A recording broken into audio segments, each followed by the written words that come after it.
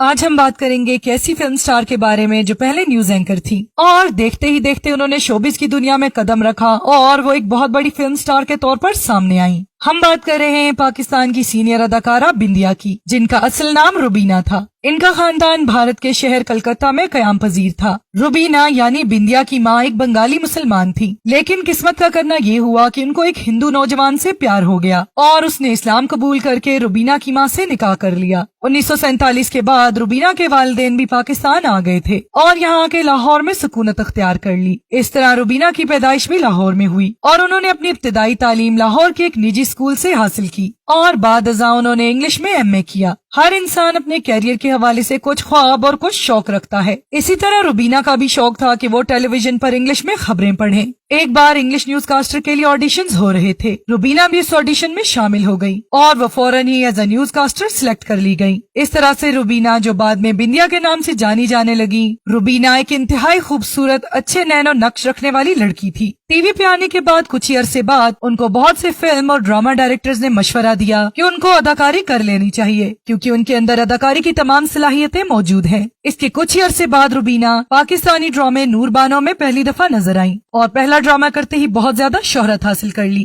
اس کے بعد وہ کئی اور ڈراموں میں بھی آتی رہیں۔ ڈراموں میں ان کی کارکردگی اور ان کی شہرت دیکھنے کے بعد بہت سے فلم ڈائریکٹرز نے بھی اپنا رخ ان کی طرف کر لیا۔ روبینہ نے اس وقت تک پاکستان میں اپنا کافی نام بنا لیا تھا۔ اس کے بعد روبینہ نے بندیا کے نام سے فلم انڈسٹری میں قدم رکھ لیا اور یوں وہ اپنی پہلی فلم یادوں کی بارات کے لیے کاسٹ ہوئی۔ اس فلم کے ہیرو آصف خان نامی اداکار تھے۔ اس فلم کو کافی شہرت حاصل ہوئی، جس کے بعد بہت سے فلم ڈائریکٹرز نے چاہا کہ بندیا ان کی موویز میں بھی کام کریں۔ اس کے بعد انہوں نے فلم بیگم جان میں کام کیا اور پھر ایک مووی آواز، جس کے کام کرنے کے بعد اداکارہ بندیا شہرت کی بلندیوں کو چھونے لگ گئیں۔ یہ سلسلہ یہی نہیں رکا، اس کے بعد بھی وہ کئی بڑے بڑے سٹارز کے ساتھ پاکستانی فلموں میں کام کرتی رہی۔ اگر بات کی جائے بندیا کی ازدواجی زندگی کی تو بندیا کی پہلی شادی ایک مصری پائلٹ نوجوان سے ہوئی تھی۔ شادی کے چند سال بعد وہ پائلٹ پاکستان چھوڑ کر واپس مصر چلا گیا اور اس طرح بندیا اکیلی رہ گئی۔ اس کے چند سال بعد ہی بندیا کی ملاقات پاکستانی اداکار اسد نذیر سے ہوئی۔ دونوں ایک دوسرے کی محبت میں گرفتار ہو گئے اور کچھ ہی وقت بعد انہوں نے شادی کر لی۔ کافی عرصے تک وہ دونوں فلمی دنیا میں ایک ساتھ کام کرتے رہے اور ایک وقت ایسا آیا جب پاکستان کی فلم انڈسٹری پر زوال آ گیا اور اسی دوران بندیا اور اسد نذیر دونوں پاکستان چھوڑ کر امریکہ چلے گئے۔ امریکہ جاتے ہی ان کی ازدواجی زندگی بگڑ گئی اور یہ سچ سامنے آیا کہ اسد نذیر پہلے سے ہی شادی شدہ تھے۔ اس وجہ سے ان کے درمیان کافی اختلافات بڑھ گئے اور یوں دونوں کی راہیں جدا ہو گئی۔